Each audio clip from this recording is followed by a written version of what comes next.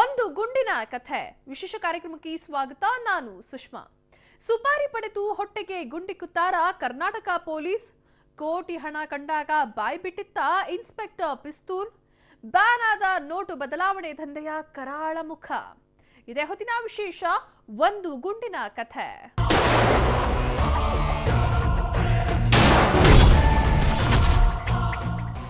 ಹುಷಾರ್ ಹುಷಾರ್ ಹುಷಾರ್. ಕರ್ನಾಟಕ ಪೊಲೀಸರೇ ಸುಪಾರಿ ಪಡಿತಾರ, ಹೊಟ್ಟೆಗೆ ಗುಂಡು ಹಾರಿಸಿ ಬಿಡ್ತಾರ. ಪೊಲೀಸರ ಎಫ್ಐಆರ್ ಹೇಳ್ತಿರೋದೊಂದು, ಇನ್ಸ್ಪೆಕ್ಟರ್ ಬರೆದ ಪತ್ರದಲ್ಲಿ ಇರೋದು ಮತ್ತೊಂದು. ಕೋಟಿ ಕೋಟಿ ನೋಟಿನ ನಡುವೆ ಇತ್ತ ಖಾಕಿಯ ಖತರ್ನಾಕ್ ಪ್ಲಾನ್. ಅಷ್ಟಕ್ಕೂ ಇದೇನಿದು ಒಂದು ಗುಂಡಿನ ಕಥೆ ಅಂತೀರಾ? ಆ ಇಂಚಿಂಚು ಮಾಹಿತಿಯನ್ನ ಕೊಡ್ತೀವಿ ನೋಡಿ. ಇದೊಂದೇ ಒಂದು ಬುಲೆಟ್ ಕರ್ನಾಟಕದ ದಕ್ಷ ಪೊಲೀಸ್ ಇಲಾಖೆಯ ಮೇಲೆ ಅನುಮಾನ ಹುಟ್ಟುವಂತೆ ಮಾಡಿಬಿಟ್ಟಿದೆ. ಇದೊಂದೇ ಒಂದು ಗುಂಡು ಪೊಲೀಸರೇ ಸುಪಾರಿ ಪಡಿತಾರ ಅನ್ನೋ ಅನುಮಾನಕ್ಕೆ ಕಾರಣವಾಗಿದೆ. ಇದೊಂದೇ ಒಂದು ಶೂಟೌಟ್ 10 ಹಲವು ಅನುಮಾನಗಳನ್ನ ಹುಟ್ಟುಹಾಕಿದೆ. ಅಷ್ಟಕ್ಕೂ ಇದೇನಿದು ಒಂದೇ ಒಂದು ಗುಂಡಿನ ಕಥೆ ಅಂತೀರಾ? ಇದು ನಿಮಗೆ ಅರ್ಥವಾಗಬೇಕು ಅಂದ್ರೆ ಒಂದೇ ಒಂದು ನಿಮಿಷನೂ ಬೇರೆ ಕಡೆ ಕದಲಬೇಡಿ. ಯಾಕಂದ್ರೆ ಇದು ಯಾವ ಕ್ರೈಮ್ ಥ್ರಿಲ್ಲರ್ ಸಿನಿಮಾಗೂ ಕಮ್ಮಿ ಇರದೇ ಇರೋ ಪ್ರಕರಣ. ಕರ್ನಾಟಕ ಪೊಲೀಸ್ ಇಲಾಖೆಗೆ ಕಪ್ಪು ಚುಕ್ಕೆಯಂತೆ ಕಾಣ್ತಿರೋ ಕೇಸ್ ಇದು. ಅಷ್ಟಕ್ಕೂ ಇದೇನಿದು ಒಂದು ಗುಂಡಿನ ಕಥೆ ಅಂತೀರಾ? ಮೊದಲಿಗೆ ಶೂಟೌಟ್ ಸೀನ್ ತೋರಿಸ್ತೀವಿ ನೋಡಿ.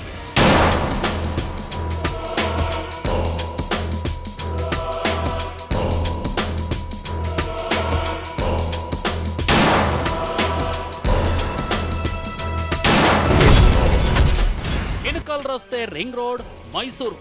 ದಿನಾಂಕ 16/5/2019.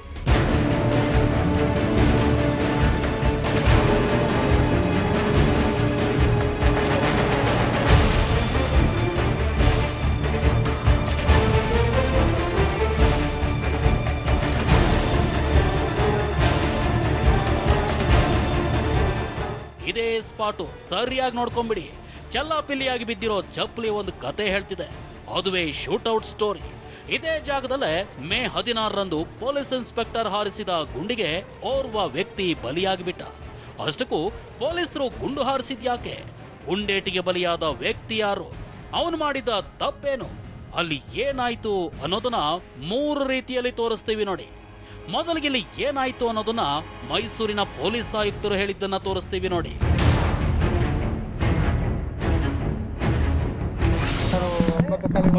9:45 ನಡೆದಂಥ ಘಟನೆ ಇದು. ವಿಜಯನಗರ ಇನ್ಸ್ಪೆಕ್ಟ್ರಿಗೆ ಯಾವುದೋ ಇನ್ಫಾರ್ಮೇಷನ್ ಸಂಬಂಧಪಟ್ಟಂಗೆ ಅವರು ಬಂದಿರ್ತಾರೆ, ಇವ್ರನ್ನ ಆರೋಪಿಗಳು ಅಂತ ಹೇಳಿರ್ತಾರೆ.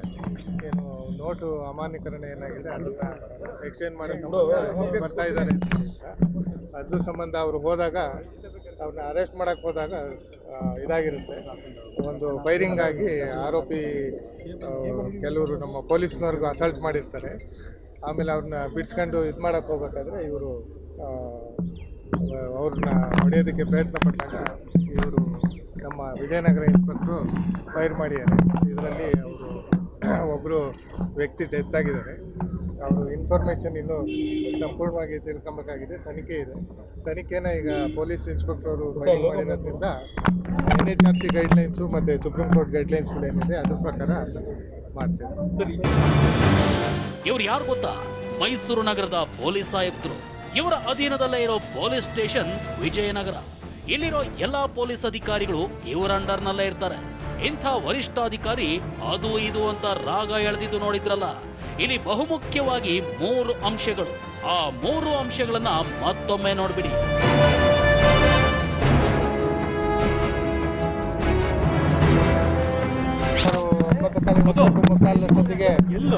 ನಡೆದಂಥ ಘಟನೆ ಇದು.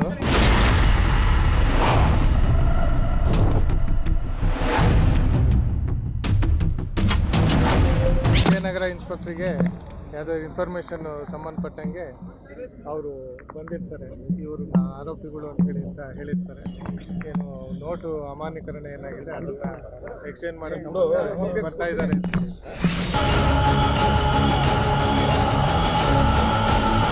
ಅದ್ರ ಸಂಬಂಧ ಅವರು ಹೋದಾಗ, ಅವ್ರನ್ನ ಅರೆಸ್ಟ್ ಮಾಡಕ್ಕೆ ಹೋದಾಗ ಇದಾಗಿರುತ್ತೆ. ಒಂದು ಫೈರಿಂಗ್ ಆಗಿ ಆರೋಪಿ ಕೆಲವರು ನಮ್ಮ ಪೊಲೀಸ್ನವ್ರಿಗೂ ಅಸಾಲ್ಟ್ ಮಾಡಿರ್ತಾರೆ. ಆಮೇಲೆ ಅವ್ರನ್ನ ಬಿಡಿಸ್ಕೊಂಡು ಇದು ಮಾಡೋಕ್ಕೆ ಹೋಗ್ಬೇಕಾದ್ರೆ ಇವರು ಅವ್ರನ್ನ ಹೊಡೆಯೋದಕ್ಕೆ ಪ್ರಯತ್ನ ಪಟ್ಟಾಗ ಇವರು ನಮ್ಮ ವಿಜಯನಗರ ಇನ್ಸ್ಪೆಕ್ಟ್ರು ಫೈರ್ ಮಾಡಿ 9:15ರಿಂದ 9:45 ಮಧ್ಯೆ ನಡೆದ ಘಟನೆ ಇದು. ಯಾವುದೋ ಇನ್ಫಾರ್ಮೇಶನ್ಗೆ ಸಂಬಂಧಿಸಿದಂತೆ ಇನ್ಸ್ಪೆಕ್ಟರ್ಗೆ ಫೋನ್ ಮಾಡಿರ್ತಾರೆ. ನೋಟು ಅಮಾನ್ಯೀಕರಣದ ದುಡ್ಡನ್ನ ಎಕ್ಸ್ಚೇಂಜ್ ಮಾಡೋಕ್ ಬಂದಿರ್ತಾರೆ. ಇದೇ ವೇಳೆ ನಮ್ಮ ಪೊಲೀಸ್ ಸಬ್ ಇನ್ಸ್ಪೆಕ್ಟರ್ ಗುಂಡು ಹಾರಿಸಿದ್ರು. ಓರ್ವ ವ್ಯಕ್ತಿ ಸತ್ತಿರ್ತಾನೆ, ಅವನ ಹೆಸರು ತಿಳಿದು ಬಂದಿಲ್ಲ ಅನ್ನೋದನ್ನ ಕೇಳಿಸ್ಕೊಂಡ್ರ. ಇಲ್ಲಿ ಎಲ್ಲಕ್ಕಿಂತ ಬಹುಮುಖ್ಯ ಅನಿಸೋದು ನಮ್ಮ ಪ್ರತಿನಿಧಿ ಆಯುಕ್ತರಿಂದ ಈ ಮಾಹಿತಿ ಪಡೆಯುವಾಗ ಸಮಯ ಹೆಚ್ಚು ಕಡಿಮೆ 2 ಗಂಟೆ 30 ನಿಮಿಷ ಆಗಿತ್ತು. ಅಂದ್ರೆ 2 ಗಂಟೆ ಅಂತೂ ಆಗಿತ್ತು. ಅಸಲಿಗೆ ಶೂಟ್ಔಟ್ ಮಾಡಿದ್ ಯಾರು, ಶೂಟ್ಔಟ್ ನಲ್ಲಿ ಸತ್ತಿದ್ ಯಾರು ಅಂತೀರಾ? ಇದೇ ಘಟನೆಯ ಬಗ್ಗೆ FIR ಏನ್ ಹೇಳುತ್ತೆ ಅನ್ನೋದನ್ನ ಒಮ್ಮೆ ನೋಡ್ಬಿಡಿ.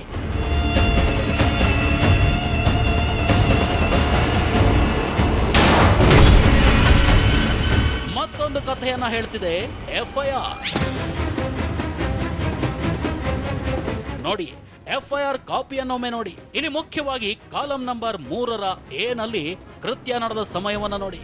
ಸಮಯ 9:15ರಿಂದ 10 ಗಂಟೆ. ಹಾಗೆ ಕಾಲಂ ನಂಬರ್ 5ರಲ್ಲಿ ಫಿರ್ಯಾದುದಾರರ ಹೆಸರಿದೆ ನೋಡಿ, ಕುಮಾರ್ ಬಿಜಿ. ಇವರೇ ಮೈಸೂರಿನ ವಿಜಯನಗರ ಪೊಲೀಸ್ ಠಾಣೆಯ ಇನ್ಸ್ಪೆಕ್ಟರ್.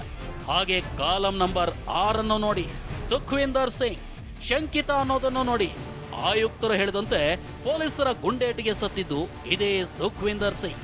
ಅಷ್ಟಕ್ಕೂ ಏನಾಯ್ತು ಅನ್ನೋ ಬಗ್ಗೆ ಕಾಲಂ ನಂಬರ್ 10ರಲ್ಲಿ ಪ್ರಥಮ ವರ್ತಮಾನ ವರದಿಯ ವಿವರಗಳು ಅನ್ನೋ ಕಡೆ ಸವಿವರಣೆ ನೀಡೋ ಪ್ರಯತ್ನ ಮಾಡಿದ್ದಾರೆ ನೋಡಿ.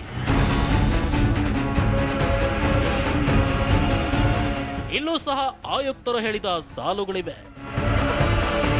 ದಿನಾಂಕ 16/5/2019 ಬೆಳಗ್ಗೆ ಸುಮಾರು 8 ಗಂಟೆ ಸಮಯದಲ್ಲಿ ಫಿರ್ಯಾದುದಾರರಿಗೆ ಬಂದ ದೂರವಾಣಿ ಕರೆಯಲ್ಲಿ ಅಮಾನ್ಯೀಕರಣಗೊಂಡು ರದ್ದಾಗಿರೋ ಹಳೆ ಹಣವನ್ನ ಪಡೆದುಕೊಂಡು ಹೊಸದಾಗಿ ಚಲಾವಣೆಯಲ್ಲಿರೋ ಹಣವನ್ನ ನೀಡೋದಾಗಿ ಒಬ್ಬ ವ್ಯಕ್ತಿ ಹೇಳಿ ಈಗಾಗಲೇ ತನ್ನಿಂದ ಹಣ ಪಡೆದುಕೊಂಡು ವಾಪಸ್ ನೀಡದೆ ಮೋಸ ಮಾಡಿದ್ದು, ಅದರ ಜೊತೆಗೆ ಈ ದಿನ 500 ಕೋಟಿ ರೂಪಾಯಿ ಅಮಾನ್ಯೀಕರಣಗೊಂಡ ಹಣವನ್ನ ಬದಲಾಯಿಸಿ ಕೊಡೋದಾಗಿ ತಿಳಿಸಿ ವಿಜಯನಗರ SV ಅಪಾರ್ಟ್ಮೆಂಟ್ ಕಡೆ ಬರೋದಾಗಿ ತಿಳಿಸಿರ್ತಾರೆ ಅನ್ನೋ ಸಾಲಿನ ವಿಚಾರವನ್ನೇ ಪೊಲೀಸ್ ಆಯುಕ್ತರು ಆ ಮಾಹಿತಿ ಈ ಮಾಹಿತಿ ಅಂದಿದ್ದು.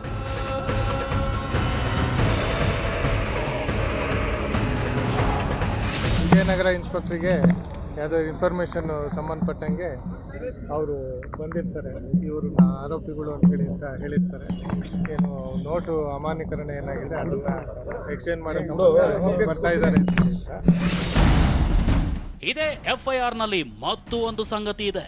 ಅದುವೇ ಗುಮಾನಿ ಆಸಾಮಿಗಳು ಕರ್ತವ್ಯದಲ್ಲಿದ್ದ ಫಿರ್ಯಾದುದಾರರನ್ನ ಹಾಗೂ ಸಿಬ್ಬಂದಿಗಳ ಮೇಲೆ ಕೊಲೆ ಮಾಡೋ ಉದ್ದೇಶದಿಂದ ಗುಮಾನಿ ಆಸಾಮಿ ತಮ್ಮಗಳ ಮೇಲೆ ಗುಂಡು ಹಾರಿಸಿ ಪ್ರಯತ್ನಿಸಿದ್ದು, ಫಿರ್ಯಾದುದಾರರು ತಮ್ಮ ಸಿಬ್ಬಂದಿಗಳ ರಕ್ಷಣೆಗಾಗಿ ಗುಂಡು ಹಾರಿಸಿದ್ದಾಗಿ. ಈ ಒಂದು ಸಾಲು ಬಹುಮುಖ್ಯ. ಯಾಕಂದ್ರೆ ಶೂಟೌಟ್ನ ಅಸಲಿ ಕತೆ ಹೇಳೋದು ಇದೇ ಸಾಲು. ಇವೆಲ್ಲಕ್ಕಿಂತಲೂ ವಿಶೇಷ ಅನಿಸೋದು ಕಟ್ಟ ಕಡೆಯಲ್ಲಿ, ಅಂದ್ರೆ ಕಾಲಂ ನಂಬರ್ 13ರಲ್ಲಿ ಕಾಣಿಸೋ ಮಾಹಿತಿ. ನ್ಯಾಯಾಲಯಕ್ಕೆ ಕಳುಹಿಸಿದ ದಿನಾಂಕ ಮತ್ತು ಸಮಯ 16/5/2019 1 ಗಂಟೆ. ಇದೇ ನೋಡಿ, FIR ಕಾಪಿ ನ್ಯಾಯಾಲಯಕ್ಕೆ ಹೋಗಿ 1 ಗಂಟೆಯ ನಂತರ ಮೈಸೂರು ಪೊಲೀಸ್ ಆಯುಕ್ತರು ಮಾಹಿತಿ ಇನ್ನೂ ಗೊತ್ತಿಲ್ಲ ಅಂತಾರೆ. ಇದನ್ನೇ ನಾವು ಮೊದಲಿಗೆ ಹೇಳಿದ್ದು.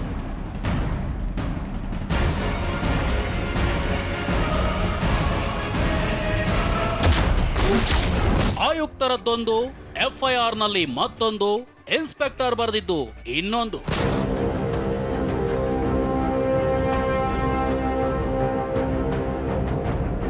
ನೋಡಿ, ಇದು ಇನ್ಸ್ಪೆಕ್ಟರ್ ಕುಮಾರ್ ವಿಜಯನಗರ ಪೊಲೀಸ್ ಠಾಣೆಗೆ ನೀಡಿರೋ ದೂರಿನ ಪ್ರತಿ. ಇಲ್ಲಿ ನೀವು ಗಮನಿಸಲೇಬೇಕಾದ ಸಾಲು ಇದೇ ನೋಡಿ. ದಿನಾಂಕ 15/5/2019 ನಾನು ರಜೆಯಲ್ಲಿದ್ದು ಆ ದಿನ ಬೆಳಗ್ಗೆ ಸುಮಾರು 8:30 ಗಂಟೆಗೆ ತಡವಾಗಿ ನಾನು ಗಸ್ತು ಕರ್ತವ್ಯಕ್ಕೆ ಬಂದಿರ್ತೇನೆ. 16ರ ಬೆಳಗ್ಗೆ 8 ಗಂಟೆಗೆ ನಮ್ಮ ಬಾತ್ಮೀದಾರರೊಬ್ಬರು ಪದೇ ಪದೇ ಕರೆ ಮಾಡಿ ಈ ಸ್ಥಳಕ್ಕೆ ಬರುವಂತೆ ಹೇಳಿದ್ರು. ಇಂಥ ನಂಬರಿನ ಕಾರ್ನಲ್ಲೇ ಬಂದಿದ್ದೇವೆ ಅನ್ನೋ ಮೆಸೇಜು ಮಾಡಿದ್ದ. ಮಫ್ತಿಯಲ್ಲಿ ಖಾಸಗಿ ವಾಹನವನ್ನು ತೆಗೆದುಕೊಂಡು ASI ಹಾಗೂ 2 PCಗಳೊಂದಿಗೆ ಸ್ಥಳಕ್ಕೆ ಹೋದೆ ಅಂತ ಬರೆದಿದ್ದಾರೆ. ಅಷ್ಟೇ ಅಲ್ಲ, ಇದೇ ದೂರಿನ 2ನೇ ಪುಟದಲ್ಲಿ ಗುಮಾನಿ ವ್ಯಕ್ತಿ ನಮ್ಮತ್ತ ಗುಂಡು ಹಾರಿಸೋಕ್ ಬಂದಿದ್ದ ಅಂತಾರೆ. ಆಯುಕ್ತರು ಹೇಳಿದ ಮಾತುಗಳಲ್ಲಿ ಈ ಪ್ರಸ್ತಾಪವೇ ಇಲ್ಲ. ಅಷ್ಟೇ ಅಲ್ಲ, ಆರೋಪಿ ಸುಖ್ವಿಂದರ್ ಸಿಂಗ್ ಅನ್ನೋದನ್ನು ಇಲ್ಲಿ ಉಲ್ಲೇಖಿಸಲಾಗಿದೆ. 3 ವಾದಗಳನ್ನ ನೋಡಿದ್ರೆ ಈ ಪ್ರಕರಣದ ವಾಸ್ತವಾಂಶ ಏನು ಅನ್ನೋ ಅನುಮಾನ ಕಾಡುತ್ತೆ. ಎಲ್ಲಕ್ಕಿಂತಲೂ ಮಿಗಿಲಾಗಿ ಇಲ್ಲಿ ಪೊಲೀಸರಿಗೆ ಮಾಹಿತಿ ಕೊಟ್ಟ ವ್ಯಕ್ತಿ ಯಾರು ಅನ್ನೋ ಡೌಟ್ ಬರುತ್ತೆ. ಅದಕ್ಕಿಂತಲೂ ಮಿಗಿಲಾಗಿ ಇನ್ಸ್ಪೆಕ್ಟರ್, ASI ಹಾಗೂ ಇಬ್ಬರು PCಗಳು ಅವರ ಹಿಂದೆಯೇ ಗರುಡ ವಾಹನ ಇದ್ದಾಗ್ಯೂ ಸುಖವಿಂದರ್ ಅನ್ನೋ ವ್ಯಕ್ತಿ ಪಿಸ್ತೂಲ್ ತೋರಿಸಿದ್ಯಾಕೆ? ಆತ್ಮರಕ್ಷಣೆಗಾಗಿ ಹೊಡೆದ ಗುಂಡು ಸುಖವಿಂದರ್ನನ್ನ ಕೊಂದಿದ್ಯಾಕೆ ಅನ್ನೋ ಅನುಮಾನ ಕಾಡುತ್ತೆ. ಈ ಎಲ್ಲ ಅನುಮಾನಗಳೇ ಇದೀಗ ಕರ್ನಾಟಕ ಪೊಲೀಸರ ವಿಶ್ವಾಸಾರ್ಹತೆಯನ್ನೇ ಪ್ರಶ್ನೆ ಮಾಡ್ತಿದೆ.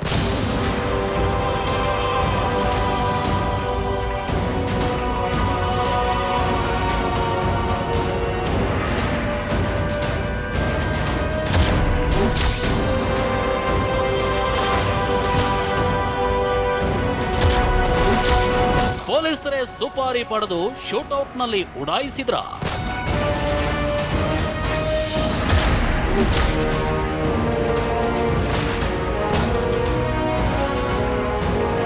ಕರ್ನಾಟಕ ಪೊಲೀಸರ ತಾಕತ್ ಎಂತದ್ದು, ಕರ್ನಾಟಕ ಪೊಲೀಸರ ಸಾಧನೆ ಎಂತದ್ದು ಅನ್ನೋದನ್ನ ರಾಜ್ಯಕ್ಕೆ ಹಲವು ಬಾರಿ ನಾವು ತೋರಿಸ್ಕೊಟ್ಟಿದೀವಿ. ಆದ್ರೆ ಇದೀಗ ನಾವೇ ಇಂಥದ್ದೊಂದು ಸಂಶಯವನ್ನ ನಿಮ್ಮೊಂದಿಗೆ ಹಂಚಿಕೊಳ್ಬೇಕಿದೆ. ಯಾಕಂದ್ರೆ ನಿರ್ದಯವಾಗಿ ಸತ್ತು ಬಿದ್ದ ಸುಖವಿಂದರ್ ಸಿಂಗ್ ಯಾರು, ಅಲ್ಲಿ ನಡೆದಿದ್ದೇನು ಅನ್ನೋದು ಗೊತ್ತಾದ್ರೆ ನಿಜಕ್ಕೂ ಪೊಲೀಸರ ಬಗ್ಗೆ ಅನುಮಾನ ಹುಟ್ಟಿಕೊಳ್ಳುತ್ತೆ. ನೋಡಿ, ಪೋಸ್ಟ್ ಮಾರ್ಟಮ್ ರೂಮ್ ನಲ್ಲಿ ಬಿದ್ದಿರೋ ಈ ಹೆಣದ ಹೆಸರು ಸುಖವಿಂದರ್ ಸಿಂಗ್. ಮೈಸೂರಿನ ವಿಜಯನಗರ ಪೊಲೀಸ್ ಠಾಣೆಯ ಇನ್ಸ್ಪೆಕ್ಟರ್ ಕುಮಾರ್ ಹೊಡೆದ ಗುಂಡೇಟಿಗೆ ಬಲಿಯಾದ ವ್ಯಕ್ತಿ ಇದೇ ಸಿಂಗ್. ಅಷ್ಟಕ್ಕೂ ಈ ಸಿಂಗ್ ಮಾಡಿದ ತಪ್ಪೇನು ಅಂತೀರಾ? FIR ಹೇಳುವಂತೆ 500 ಕೋಟಿ ವೈಟ್ ಮನಿಯೊಂದಿಗೆ ಇವನು ಮೈಸೂರಿನ SV ಅಪಾರ್ಟ್ಮೆಂಟ್ ಬಳಿ ಬಂದಿದ್ದ. ಇದೇ ಕಾರಣಕ್ಕೆ ಪೊಲೀಸರು ಗುಂಡಿಕ್ಕಿ ಕೊಂದುಬಿಟ್ರ. ಒಂದು ವೇಳೆ ಹಣವಿತ್ತು ಅನ್ನೋದಾದ್ರೆ ಹಣ ಎಲ್ಲಿ? ಇದೇ ಪ್ರಶ್ನೆನೇ ಇದೀಗ ಎಲ್ಲರನ್ನೂ ಕಾಡ್ತಿರೋದು. FIR ನ 8ನೇ ಕಾಲಂ ಕಳುವಾಗಿರೋ ಅಥವಾ ಭಾಗಿಯಾಗಿರೋ ಸೊತ್ತುಗಳ ವಿವರ ಅನ್ನೋ ಕಡೆ ಸಣ್ಣದೊಂದು ಚಕಾರವೂ ಇಲ್ಲ. ಕಂಪ್ಲೇಂಟ್ ಕಾಪಿಯಲ್ಲೂ ಈ ವಿವರವಿಲ್ಲ. ಆದ್ರೂ ಪೊಲೀಸರು ಗುಂಡೇಟು ಹೊಡೆದಿದ್ಯಾಕೆ? ಇದೇ ಅನುಮಾನದ ಬೆನ್ನತ್ತಿ ಹೊರಟ ನಮಗೆ ಸಿಕ್ಕಿದ್ದು ಬೆಚ್ಚಿ ಬೀಳಿಸೋ ಸಂಗತಿ. 1 ತಿಂಗಳ ಹಿಂದಿನ ಈ ಶೂಟೌಟ್ ಪ್ರಕರಣ ಇದೀಗ CID ಪೊಲೀಸರ ಕೈ ಸೇರಿದೆ. CID ಪೊಲೀಸರು ತನಿಖೆ ನಡೆಸಲಿ ಅಂತ ಮೈಸೂರು ನಗರ ಪೊಲೀಸ್ ಆಯುಕ್ತ ಬಾಲಕೃಷ್ಣ ಅವರೇ ಆದೇಶ ನೀಡಿಬಿಟ್ಟಿದ್ದಾರೆ. ಅವತ್ತು ತಮ್ಮ ವಾದವನ್ನ ಮಂಡಿಸಿದ್ದ ಆಯುಕ್ತರು ಇವತ್ತು CIDಗೆ ತನಿಖೆ ನೀಡಿದ್ಯಾಕೆ? ಮತ್ತೊಂದು ಶಾಕಿಂಗ್ ನ್ಯೂಸ್ ಏನ್ ಗೊತ್ತಾ? ಸದ್ಯ ಇನ್ಸ್ಪೆಕ್ಟರ್ ಕುಮಾರ್ CID ಪೊಲೀಸರ ಅತಿಥಿಯಾಗಿದ್ದಾರೆ. ಅದಕ್ಕಿಂತಲೂ ಮಿಗಿಲಾಗಿ ಈ ಕೇಸ್ನಲ್ಲಿ ಇನ್ಸ್ಪೆಕ್ಟರ್ಗೆ ಮಾಹಿತಿ ನೀಡಿದ್ದ ಜಯರಾಮ್ ಸಹ ಪೊಲೀಸರ ಅತಿಥಿಯಾಗಿದ್ದಾನೆ.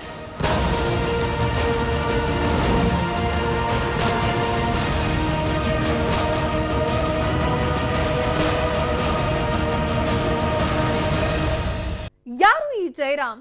ಯಾರು ಈ ಸುಖವಿಂದರ್? ಇನ್ಸ್ಪೆಕ್ಟರ್ ಕುಮಾರ್ ಕೂಡ CID ಪೊಲೀಸರ ಅತಿಥಿಯಾಗಿರೋದು ಯಾಕೆ? ಅಷ್ಟಕ್ಕೂ ಏನಿದು ಒಂದು ಗುಂಡಿನ ಕಥೆ ಅಂತೀರಾ? ಆ ಇಂಚಿಂಚು ಮಾಹಿತಿಯನ್ನ ಕೊಡ್ತೀವಿ ಒಂದು ಸ್ಮಾಲ್ ಬ್ರೇಕ್ನ ನಂತರ.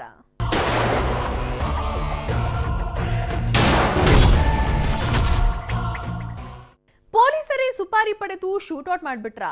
ಸತ್ತು ಬಿದ್ದ ಸುಖವಿಂದರ್ ಸಿಂಗ್ ಮಾಡಿದ ತಪ್ಪು ಏನು?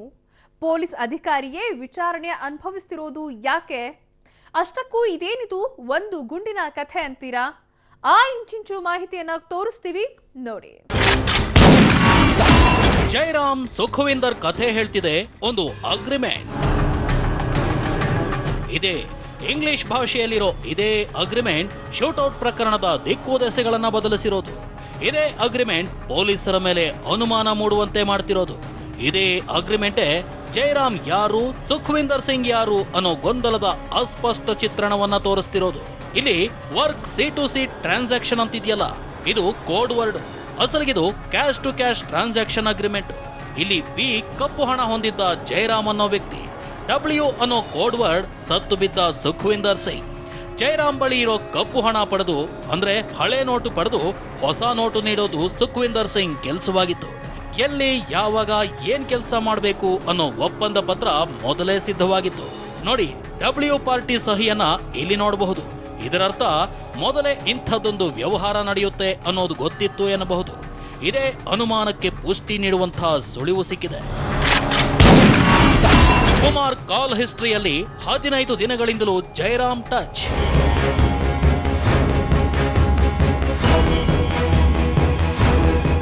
ಹೌದು, ಇದೇ ಸುಳಿವೆ ಪೊಲೀಸರ ಮೇಲೆ ಅನುಮಾನ ಪಡುವಂತೆ ಮಾಡಿರೋದು. ಇನ್ಸ್ಪೆಕ್ಟರ್ ಕುಮಾರ್ ಕಾಲ್ ಹಿಸ್ಟ್ರಿ ತೆಗೆದು ನೋಡಿದ್ರೆ ಜಯರಾಮ್ ಜೊತೆ ಕೃತ್ಯ ನಡೆಯಕ್ಕೆ ಮುಂಚಿನ 15 ದಿನಗಳಿಂದಲೂ ಸಂಪರ್ಕ ಇತ್ತು ಎನ್ನಲಾಗ್ತಿದೆ. ಇದರನ್ವಯ ಕುಮಾರ್ಗೆ ಗೊತ್ತಿದ್ದೆ ಈ ಅಟ್ಯಾಕ್ ಮಾಡೋಕ್ ಹೋಗಿ ಶೂಟ್ಔಟ್ ಮಾಡಿದ್ರ ಅನ್ಸುತ್ತೆ. ಇಲ್ಲ 500 ಕೋಟಿ ಹಣವನ್ನ ಹಂಚಿಕೊಳ್ಳೋ ದೃಷ್ಟಿಯಿಂದ ಜಯರಾಮ್ ಜೊತೆ ಕೈ ಜೋಡಿಸಿ ಸುಖ್ವಿಂದರ್ ಸಿಂಗ್ ನನ್ನ ಗುಂಡಿಕ್ಕಿದ್ರ ಅನ್ಸುತ್ತೆ. ಎಲ್ಲಕ್ಕಿಂತಲೂ ಮಿಗಿಲಾಗಿ ಇಲ್ಲಿ ಪದೇ ಪದೇ ಎದುರಾಗೋ ಅನುಮಾನಗಳು. ಅನುಮಾನ 1, ಗೊಂದಲ ಹುಟ್ಟಿಸಿದ್ದ ಕಮಿಷನರ್ ಹೇಳಿಕೆ. ಕಾರ್ಯಕ್ರಮದ ಶುರುವಿನಿಂದಲೇ ಈ ಸಂಗತಿಯನ್ನ ನಾವು ಸೂಕ್ಷ್ಮವಾಗಿ ಹೇಳ್ತಲೇ ಬಂದಿದ್ದೀವಿ. ಕಮಿಷನರ್ ಎಫ್ಐಆರ್ ಹಾಕಿದ 1 ಗಂಟೆಯ ನಂತರವೂ ಮಾಹಿತಿ ಗೊತ್ತಿಲ್ಲ ಅಂತಾರೆ. ಅಷ್ಟೇ ಅಲ್ಲ, ಬದಲಾವಣೆಗೆ ತಂದಿದ್ದ ನೋಟು ಎಲ್ಲಿ ಹೋಯಿತು ಅಂದ್ರೆ ಕಮಿಷನರ್ ಬಳಿ ಉತ್ತರವಿರಲಿಲ್ಲ. ಸತ್ತಿರೋ ವ್ಯಕ್ತಿಯ ಬಳಿ ವೆಪನ್ ಇತ್ತೋ ಇಲ್ವೋ ಅನ್ನೋ ಬಗ್ಗೆನೂ ಸ್ಪಷ್ಟತೆ ಇರಲಿಲ್ಲ.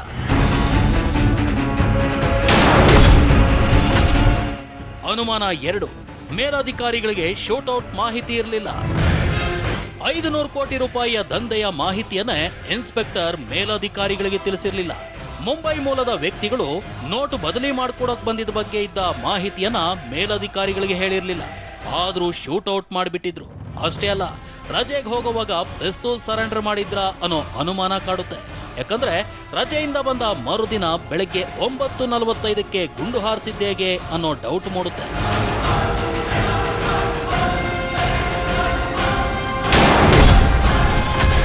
ಅನುಮಾನ 3, ಶೂಟ್ಔಟ್ ನಂತರ ಆಸ್ಪತ್ರೆಗೆ ಶಿಫ್ಟ್. ಶೂಟ್ಔಟ್ ಆದ ನಂತರ ಸುಮಾರು 1 ಗಂಟೆ ನಂತರ ಹಿರಿಯ ಅಧಿಕಾರಿಗಳಿಗೆ ಮಾಹಿತಿ ದೊರೆಯುತ್ತೆ. ಅಷ್ಟೇ ಅಲ್ಲ, ಸಾರ್ವಜನಿಕರ ಸಹಾಯದಿಂದ ಸುಖ್ವಿಂದರ್ ಸಿಂಗ್ ನನ್ನ ಕೆಆರ್ ಆಸ್ಪತ್ರೆಗೆ ಶಿಫ್ಟ್ ಮಾಡಲಾಗುತ್ತೆ. ಆಸ್ಪತ್ರೆಗೆ ತರೋ ವೇಳೆಗೆ ಸುಖ್ವಿಂದರ್ ಸಿಂಗ್ ಕೊನೆಯುಸಿರೆಳೆದಿದ್ದ. ಇಲ್ಲಿ ಬಹುಮುಖ್ಯ ಅನಿಸೋದು ಆತ್ಮರಕ್ಷಣೆಗಾಗಿ ಇನ್ಸ್ಪೆಕ್ಟರ್ ಕುಮಾರ್ ಹಾರಿಸಿದ ಗುಂಡು ನೇರವಾಗಿ ಹೊಟ್ಟೆಯನ್ನೇ ಹೊಕ್ಕಿದ ಹೇಗೆ ಅನ್ನೋದು. ಆತ್ಮರಕ್ಷಣೆಗಾಗಿ ಗುಂಡು ಹಾರಿಸುವ ಮುನ್ನ ಒಂದಷ್ಟು ಕ್ರಮಗಳನ್ನ ಪಾಲಿಸಬೇಕು. ಮೊದಲು ಗಾಳಿಯಲ್ಲಿ, ನಂತರ ನೆಲದ ಮೇಲೆ ಗುಂಡು ಹಾರಿಸಬೇಕು. ಆ ನಂತರ ಶಂಕಿತ ಅಥವಾ ಆರೋಪಿಯ ಕಾಲಿಗೆ ಗುಂಡು ಹೊಡಿಬೇಕು. ಆದ್ರಲ್ಲಿ ಇನ್ಸ್ಪೆಕ್ಟರ್ ಕುಮಾರ್ ಸುಖ್ವಿಂದರ್ ಹೊಟ್ಟೆಗೆ ಗುಂಡು ಹಾರಿಸಿದ್ಯಾಕೆ ಅನ್ನೋ ಅನುಮಾನ ಮೂಡುತ್ತೆ.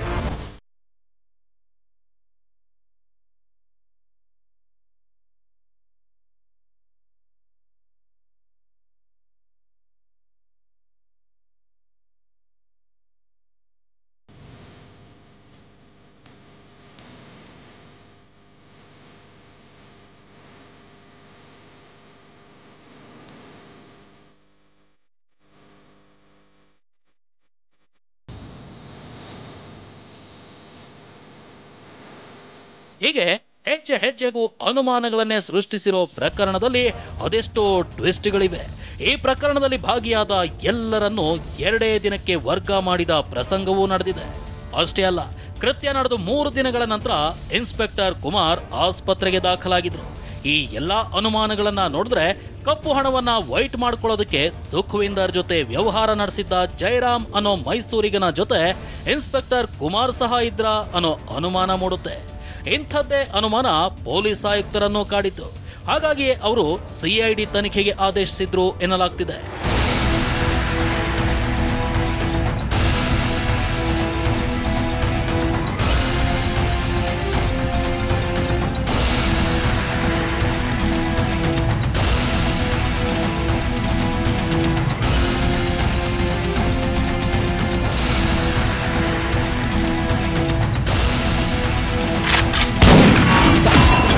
ಹೆಸರು ಮುಚ್ಚಿಟ್ಟಿದ್ದರ ಇನ್ಸ್ಪೆಕ್ಟರ್ ಕುಮಾರ್.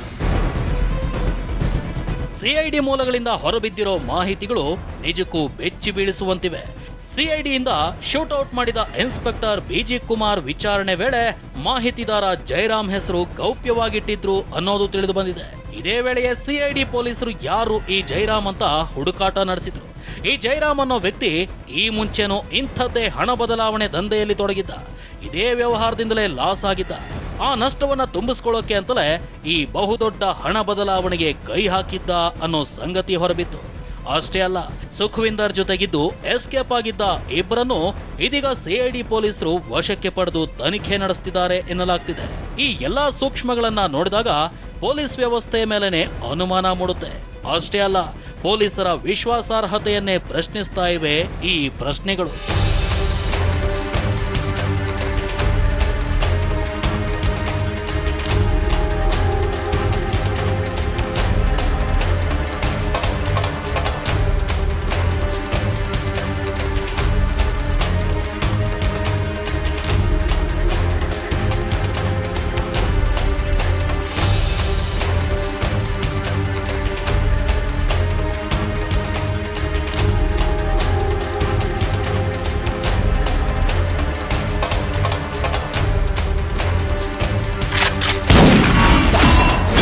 ಪೊಲೀಸರೇ ಆರೋಪಿ ಗನ್ನಿಂದ ಫೈರ್ ಮಾಡಲು ಯತ್ನಿಸಿದ್ದಾನೆಂದು ಶೂಟ್ ಮಾಡಬಹುದೇ? ಪೊಲೀಸರೇ ಸುಖವಿಂದರ್ ಸಿಂಗ್ ಗನ್ ಹೊಂದಿದ್ದ ಅಂದಿದ್ರೆ ಇದುವರೆಗೆ ರಿಕವರಿ ಆಗಿಲ್ವ್ಯಾಕೆ? ಪೊಲೀಸರೇ ತಮಗೆ ಬೇಕಾದವರು ಕರೆ ಮಾಡಿದರೆಂದು ಆರೋಪಿಯನ್ನ ಎನ್ಕೌಂಟರ್ ಮಾಡಬಹುದೇ? ಪೊಲೀಸರೇ ಹಣ ಇಲ್ಲ, ಗನ್ ಇಲ್ಲ, ಆದ್ರೆ ಒಬ್ಬ ಸತ್ತಿದ್ದಾನೆ, ಇದಕ್ಕೂ ಸುಪಾರಿ ಹತ್ಯೆಗೂ ವ್ಯತ್ಯಾಸವೇನು? ಪೊಲೀಸರೇ 40 ದಿನ ಕಳೆದ್ರೂ ಇನ್ಸ್ಪೆಕ್ಟರ್ ಬಿಜಿ ಕುಮಾರ್ ಮೇಲೆ FIR ದಾಖಲಿಸಿಲ್ಲಬೇಕೆ?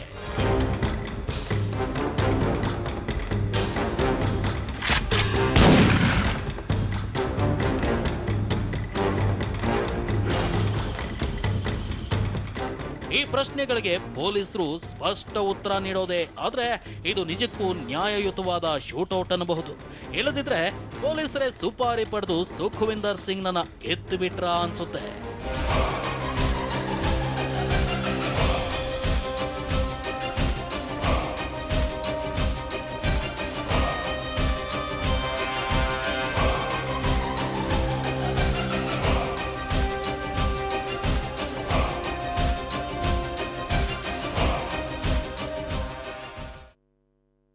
ಪೊಲೀಸರೇ ಸುಖವಿಂದರ್ ಬಳಸಿದ್ದ ಗನ್ನೆಲ್ಲಿ?